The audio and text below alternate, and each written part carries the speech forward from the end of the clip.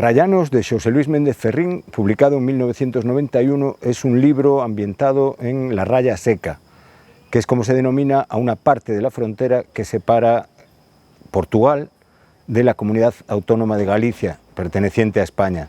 Todos los cuentos de este libro están dotados de este ambiente fronterizo y se puede ver el modo en que el arte de un gran escritor incorpora capas de mitos y de leyendas a una geografía real. Antes de seguir hablando del libro, quisiera hablar del autor y para ello debo referirme un poco al idioma en el que escribe, el gallego. Al igual que el francés, el castellano, el rumano o el italiano, el gallego es una lengua románica, una lengua derivada del latín, en este caso del latín que se hablaba en el noroeste de la península ibérica tras la llegada de los romanos. Se considera que el gallego portugués, el tronco del cual se deriva el gallego, estaba ya conformado plenamente en el siglo VIII de nuestra era. Durante la Edad Media, el gallego portugués era la lengua culta de la península ibérica, la lengua en la que escribían los poetas, la lengua en que hablaban los nobles. La lírica gallego-portuguesa es muy conocida y ahí está, por ejemplo, las cantigas de Santa María, algunas compuestas directamente por el rey Alfonso X el Sabio, otras pues coordinadas por él allá por el siglo XIII. Es un ejemplo impresionante de poesía cantada, de los mejores de la Edad Media. Debido a causas políticas como la conformación del propio Imperio Español, empiezan a llegar nobles que hablan castellano a la zona de España del noroeste y el gallego va perdiendo esa posición privilegiada y se va refugiando en los estratos más marginados de la sociedad. Esto se debe sobre todo a la llegada de, por ejemplo, nobles, obispos, administradores a la zona que hablaban castellano y van desplazando el gallego, se va perdiendo prestigio social y se refugia, como decía, en las capas marginadas de la sociedad, sobre todo campesinos y marineros. A esta etapa, es un periodo bastante dilatado entre el siglo XV y el siglo XIX, son los llamados séculos escuros, los siglos oscuros, en los cuales el gallego pierde gran parte de su prestigio y, como les digo, queda relegado pues, a las capas más marginales de la sociedad de aquel momento. En el siglo XVIII ya comienzan a levantarse ciertas voces reclamando un papel más importante para la lengua gallega. Son pensadores generalmente ilustrados en la órbita pues, de ese movimiento que fue la Ilustración, como el padre Benito Jerónimo Feijóo o Fray Martín Sarmiento, que reclamaban pues, volver a darle al gallego la dignidad que merecía. Sarmiento incluso decía que habría que volverlo a utilizar en las escuelas, en los juzgados, etc. Estos autores se pueden considerar antecedentes del rexurdimento o resurgimiento de la lengua que surge nuevamente con fuerza en el siglo XIX. Debido a la invasión napoleónica se empieza a usar el gallego para levantar a las masas en lucha contra Napoleón y esto hace que el idioma empiece a agarrar pues, una fuerza que no tenía desde hacía siglos. En el siglo XIX, por ejemplo, se ve cómo los sucesivos movimientos políticos que aparecen en Galicia, en esta zona de España del noroeste, son apoyados por una reivindicación ya de la identidad gallega y del lenguaje. Movimientos como el provincialismo, el regionalismo o el nacionalismo gallego apoyan ya y reivindican la identidad del idioma.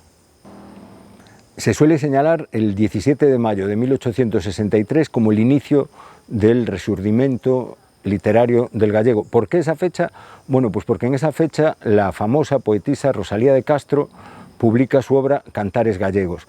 Desde ese momento el gallego empieza a cobrar más fuerza hasta los años 30 del siglo XX. En esos años, como saben, entre 1936 y 1939 se produce en España una sangrienta guerra civil y la victoria del general Francisco Franco, que da inicio a una dictadura de casi 40 años, pues resulta muy negativa para el idioma gallego.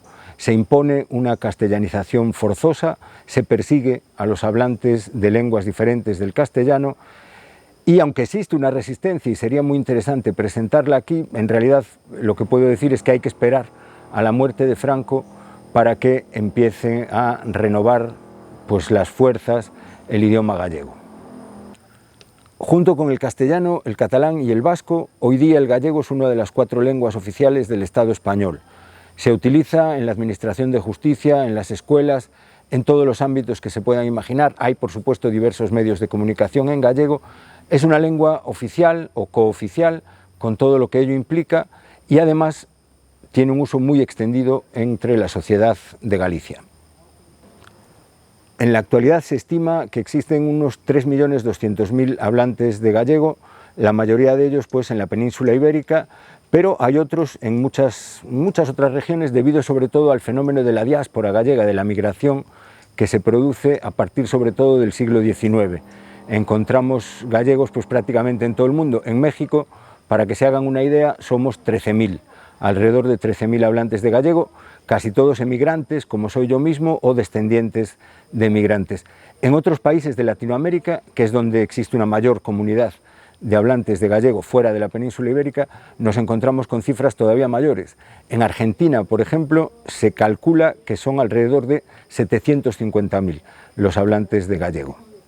Nos encontramos entonces con una lengua que hablan millones de personas en todo el mundo, que además tiene una interesantísima tradición literaria que arranca ya en la Edad Media y que tiene a la persona de la que vamos a hablar hoy, a Xosé Luis Méndez Ferrín, como uno de sus principales campeones.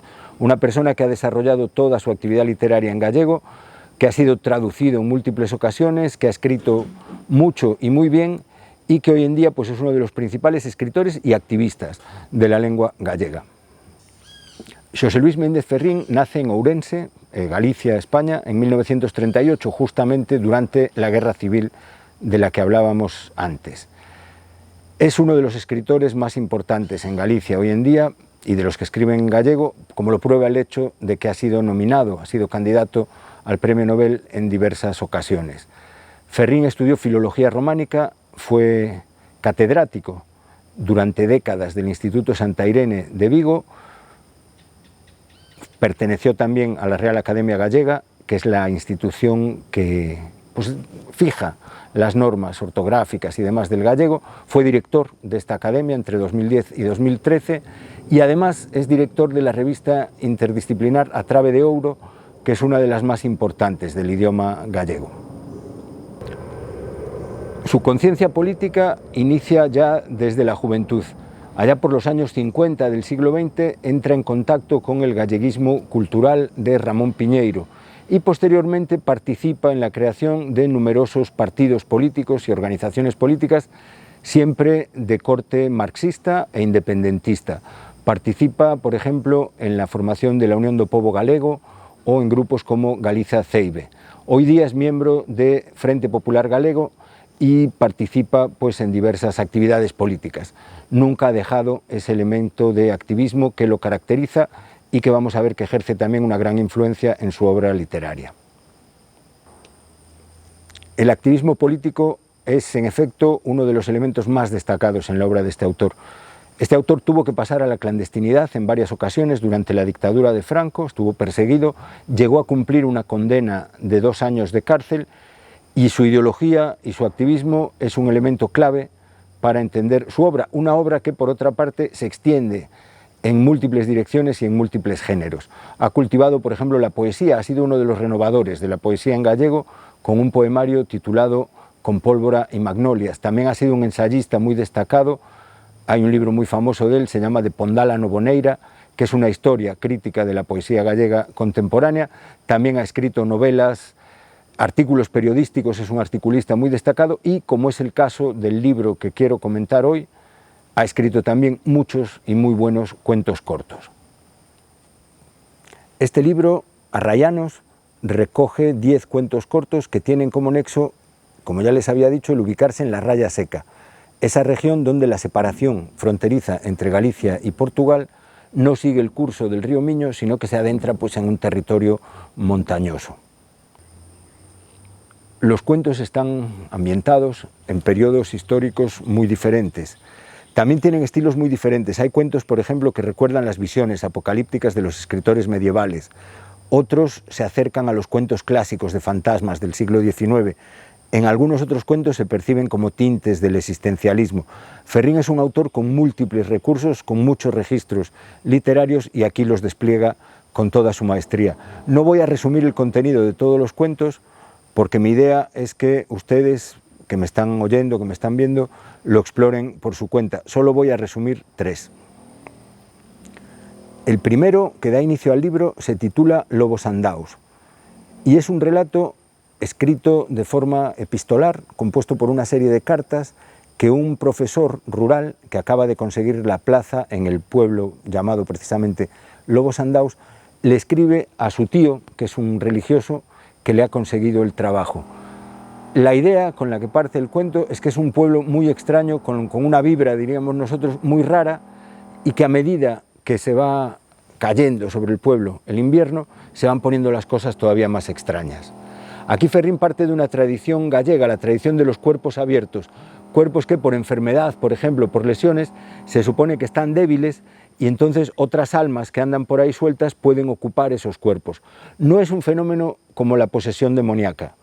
Es un fenómeno que generalmente se acerca a concepciones, por ejemplo, como del espiritismo, y que es visto positivamente por las personas, esta leyenda o esta tradición. Es vista positivamente en el sentido de que el alma que entra en un cuerpo abierto lo hace pues bien para hacer cosas que no hizo durante la vida, o bien también para dar consejo y para ayudar, por ejemplo, a sus vecinos. Es una tradición en ese sentido más bien de tipo positivo, no, como decía, similar a las posesiones demoníacas. Pero ¿qué pasa? Que Méndez Ferrín en este cuento lo utiliza para construir una narración espeluznante. La idea es más o menos que Nicasio Remuñán, un vecino del pueblo que aparece ahorcado un día, ocupa una serie de cuerpos abiertos para poder poseer sexualmente a Dorinda, la mujer pues de la que se enamoró. Entonces esta alma de Nicasio Remuñán ocupa primero el cuerpo de Obdulia, que es una mujer que llevaba pues 30 años enferma, encamada, que no se levantaba y tal, y el alma ocupa este cuerpo para ir con la mujer, con Dorinda. Obdulia aparece suicidada en algún punto, en el mismo lugar de donde apareció este Nicasio Remuñán, y el alma se traslada entonces a Turelo, que es el marido de la propia Dorinda. Y bueno, este personaje dentro de sí lucha con el invasor y en un momento así de lucidez se suicida. Pero el alma de Nicasio Remuñán sigue por ahí, por el pueblo, por Lobos Andaos, amenazante, y esta es un poco la historia, ¿no? Es una historia bastante aterradora, no les cuento el final en ninguna de las 3. El segundo cuento que comentaré se llama El exclaustrado de Diabelle, y está basado en un personaje real, José Benito Brandón y Elices, un antiguo monje que se convierte en guerrillero. La idea es que el señor, el exclaustrado, está esperando la muerte, es la última noche de su vida, pide una pluma para escribir una carta a su amigo, el ingeniero Guillermo Antonio da Silva Cobreur, un ingeniero portugués, y empieza a elaborar mentalmente el contenido de esta carta, que tiene que ver con una conspiración entre ambos referente al diseño de la frontera entre Galicia y Portugal. Las fronteras suelen estar siempre lejos de los centros de poder, en este caso Madrid y Lisboa, las capitales de España y Portugal. Y este hecho, esta lejanía, hace que se produzcan situaciones muy curiosas. Por ejemplo, en el centro de la raya seca se ubica el llamado Couto Mixto, que es una especie de microestado, similar por ejemplo a Andorra, entre España y Portugal, un lugar que durante siglos prácticamente mantuvo una existencia como Estado soberano, como Estado independiente.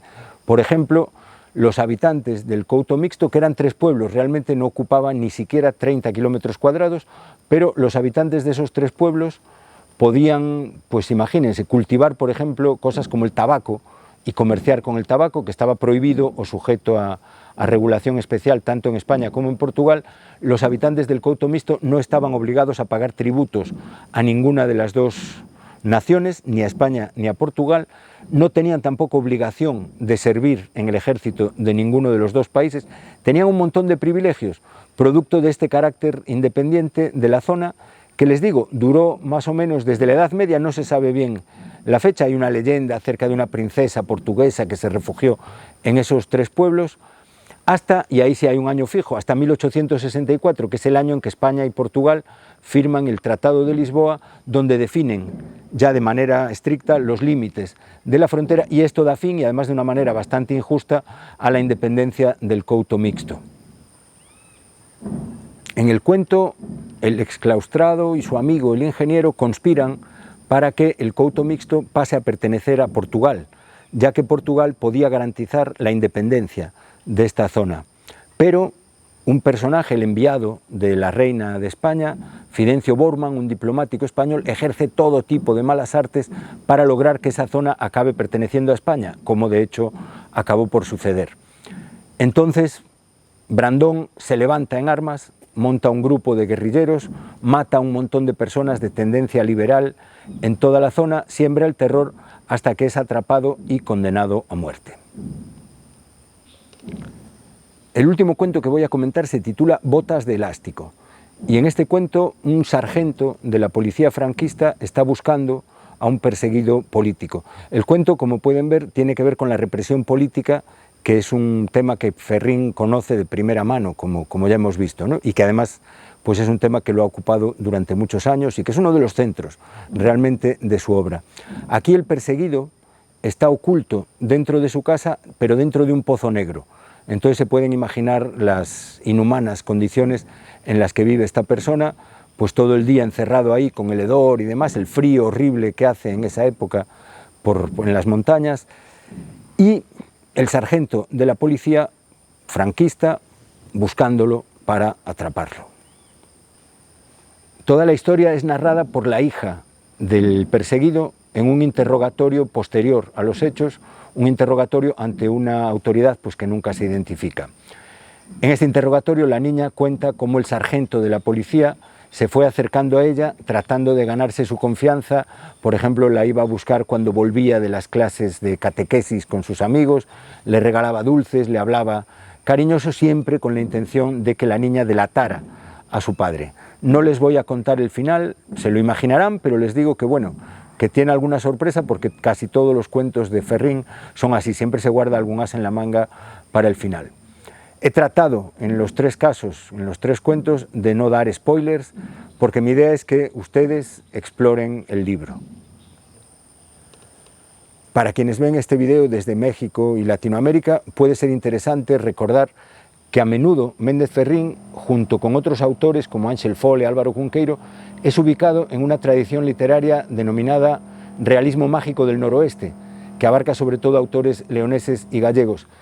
Sería muy interesante, y creo que es un ejercicio que pueden hacer, comparar el realismo mágico del noroeste con el realismo mágico latinoamericano. Y la realidad es que no se trata de una relación ociosa.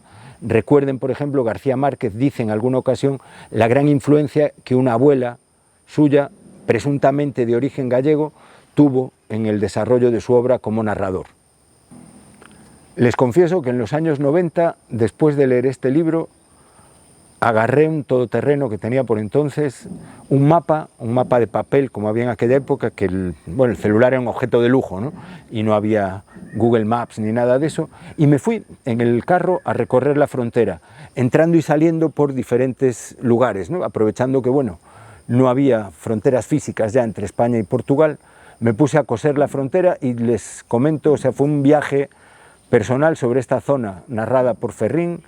Todavía hoy me acuerdo de todos los paisajes que vi, todas las personas con las que hablé, y bueno, hoy día pues que sí hay Google Maps y Google Earth y ayuda, ¿no?, a ver esto, pero creo que para explorar este lugar, yo vivo a 9.000 kilómetros de mi casa y aunque les digo, la tecnología ayuda, pero hay opciones como este libro, Arrayanos, de Méndez Ferrín, que les recomiendo encarecidamente.